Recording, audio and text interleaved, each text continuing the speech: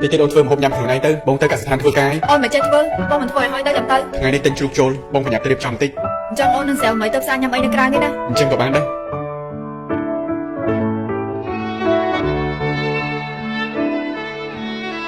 លឺថាដល់នេះឡងកំពុងមកកាត់ស្ថានចិញ្ចឹមសត្វទេមើលទៅគ្រួសារគេរកមិនបានក៏បានទេបើប្រពន្ធគេបែបនេះមួយថ្ងៃបានតែញ៉ាំហើយខ្ជិលការងារផ្ទះក៏មិនជួយធ្វើឡងមកធ្វើការវិញត្រូវធ្វើមកហូបឲ្យមានទៀត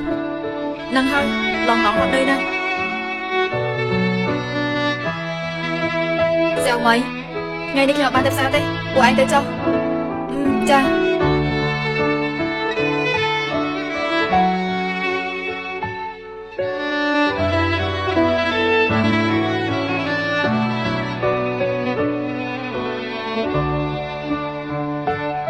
អាឡូសាឈីហូបបាយហើយនៅហូបរួចហើយនៅកាសិដ្ឋានមកឯងមានអីហូបចំណីជ្រូកមែននិយាយក៏ហកបានហើយ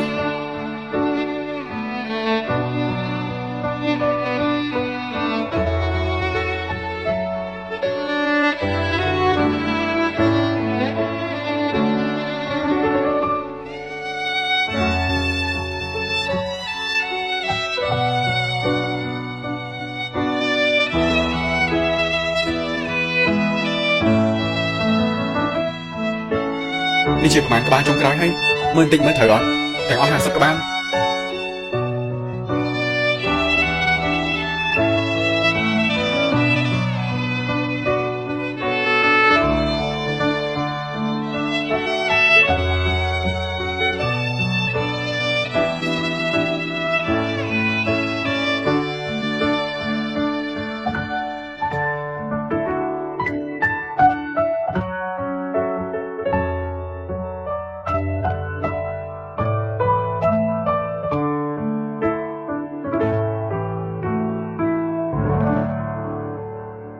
ឥឡូវអាកាសធាតុក្តៅណាលោកត្រូវបាញ់ទឹកឲ្យវាផងកុំឲ្យវាក្តៅពេកបាទ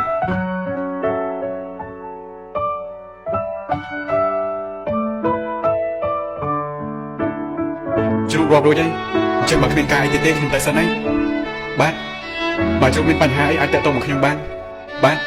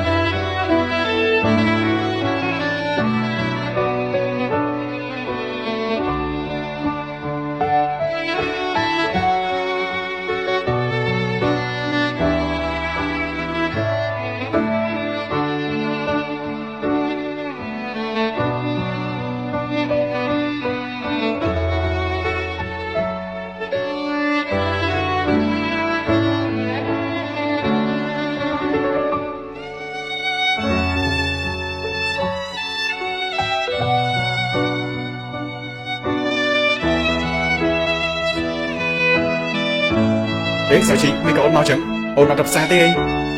បងបាច់ខត់ទេខត់អត់ហ្នឹងបើហត់ហើយគេមកជួយធ្វើបងអត់ហត់ទេដើម្បីជីវភាពយើងប្រសើរនៅថ្ងៃអនាគតហត់ប៉ុណ្ណាក៏បងទ្រាំបានដែរមកហូបបាយបងបាទហត់សម្លតិចសិន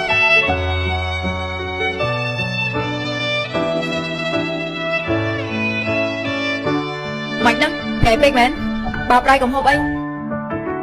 ប្រៃតែមកទេតែក្នុងចិត្តផ្អែម